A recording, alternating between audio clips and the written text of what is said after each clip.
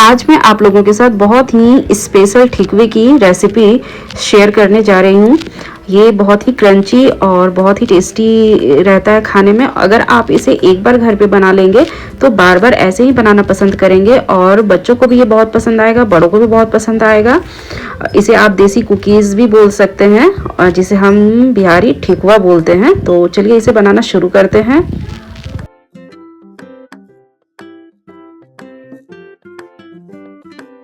तो मैंने यहाँ पे लिया है 1 केजी मैदा।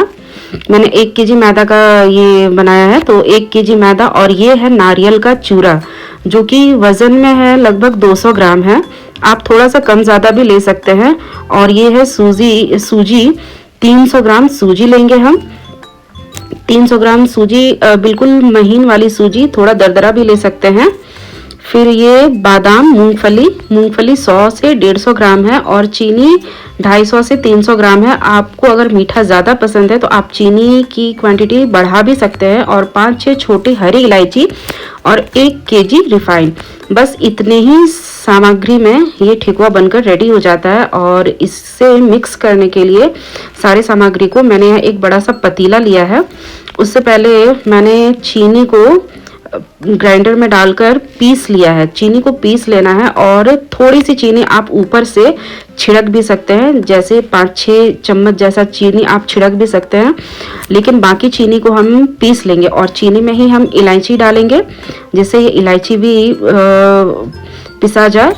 और ये चीनी बिल्कुल पिसा जा चुका है। अब हम इस चीनी को मिलाएंगे मैदा में। पहले हम यहाँ एक कटोरी में चीनी को निकाल के रख देते हैं। उसके बाद हम ये मूंगफली को भी पीसेंगे। और मूंगफली हमें ना ही रोस्ट करना है, कुछ भी नहीं करना है, बस हम सिंपल इसे दरदरा पीस लेंगे। ज़्यादा महीन नहीं पीसना है मूंगफली, हल्का हम दरदरा ही रखेंगे ताकि ठेकुआ में जब हम इसे डालें तो इसका जो टेस्ट मुंह में आए वो अच्छा लगे। और ये मूंगफली भी हमारा पीसा जा चुका है। अब हम सबको एक एक करके मिलाएंगे और ठेकुआ खास्ता बने इसके लिए मैंने यहाँ सबसे पहले 200 ग्राम रिफाइन दिया है। 150-200 ग्राम आप दे सकते हैं, ज़्यादा रिफाइन हम नहीं देंगे क्योंकि नारियल के चूरा में भी ऑयल होता है और बादाम में भी ऑयल होता है, तो उसका भी ऑयल इसमें ऑब्जर्व होगा। तो इसलिए मैंने यहाँ ज़्यादा रिफाइन का यूज़ नहीं किया है, बस 150 से 200 ग्राम रिफाइन दिया है। और हम इसे दोनों हाथों की सहायता से पहले रिफाइन को डाल के हमें अच्छे से मिक्स करना है ताकि ये जो रिफाइन है पूरे मैदे में अच्छे से मिक्स हो जाए और इसी से ये क्रंची भी बनता है। पहले हम रिफाइन को मैदा में डाल के अच्छे से मिक्स करेंगे। उसके बाद हम इसमें डालेंगे सूजी डालने के बाद हम डालेंगे इसमें नारियल का चूरा डालने के बाद इसमें जाएगा चीनी, पिसी हुई चीनी। और जब ये सब हम मिला लेंगे ना तो हम ऊपर से कुछ चीनी, बिना पीसी हुई चीनी हम डालेंगे। फिर ये है बादाम जो मैंने दरदरा करके पीसा था, ये बादाम। अब हम इसे अच्छे से मिक्स करेंगे।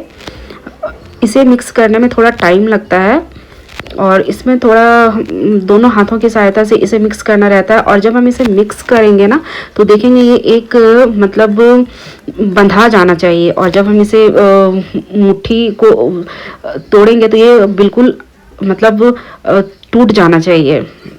और इसे मिक्स करने के लिए मैंने यहाँ मिल्क का यूज़ किया है। आप चाहे तो यहाँ पे पानी का भी यूज़ कर सकते हैं और ड्राई फ्रूट्स में जैसे किशमिश वगैरह भी डाल सकते हैं, लेकिन उतना ज़रूरी नहीं है। बस आप इतने ही सामान से बनाइएगा तो ये ठेकुआ बहुत ही अच्छा बनेगा। और इतने सामग्री को मिक्स करने के लिए लगभग मैंने 1.5 कटोरी, छोटे कटोरी से 1.5 कटोरी दूध लिया है।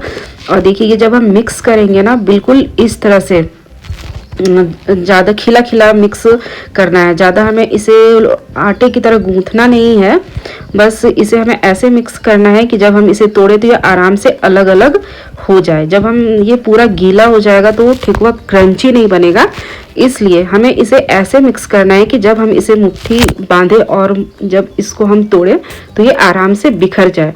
इसका ये जो मेन प्रोसेस है ये यही है कि हम कैसे हम ये मिक्सचर तैयार करते हैं। और इसे ज़्यादा गीला कर देने से फिर ठेकुआ वो क्रंची नहीं बनेगा। इसलिए हमें ध्यान रखना है कि हमें इस मिक्सचर को बहुत ही खिला खिला मिलाना है, ताकि हम इसे मुट्ठी से बांधे तो ये बंधा भी जाए और जब हम इसे तोड़े तो ये आराम से टूट भी जाए।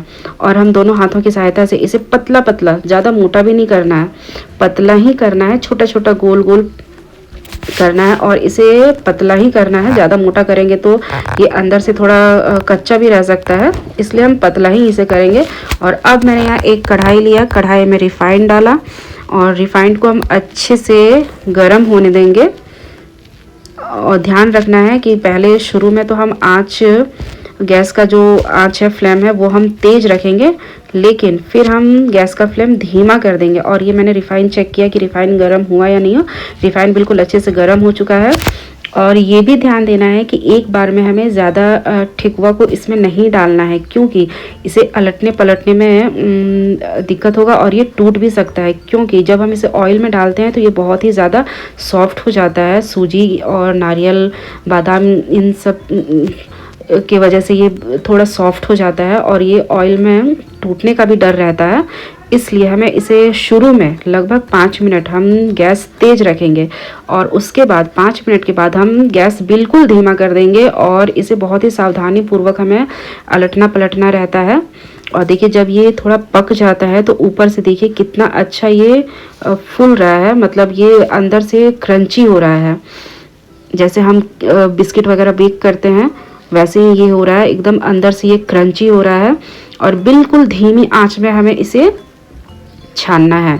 एक बार मैंने इसे जो ये छाना तो मुझे लगता है कि 20 से 25 मिनट मुझे सिर्फ इसको छानने में लग गया होगा। हमें इस प्रोसेस को बहुत ही सावधानी पूर्वक करना रहता है और बिल्कुल धीमा आंच में करना रहता है।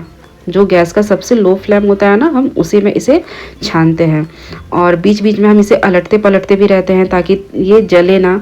और इस बात का ध्यान भी रखेंगे कि एक बार में हम ज़्यादा ठेकुआ इसमें नहीं डालेंगे, क्योंकि ये थोड़ा टूटता भी है, इसलिए थोड़ा सावधानी से ही करेंगे। और ये हमारा ठेकुआ बनकर रेडी हो चुका है और आप देख सकते हैं कि ठेकुआ कैसे क्रिस्पीनेस इसका ऊपर से ही दिख रहा है, पूरा क्रंची क्रिस्पी ये ठेकुआ बनता है। और इसे ठंडा होने के लिए हम रख देंगे और बाकी ठेकुए को भी हम इसी प्रकार से छान लेंगे।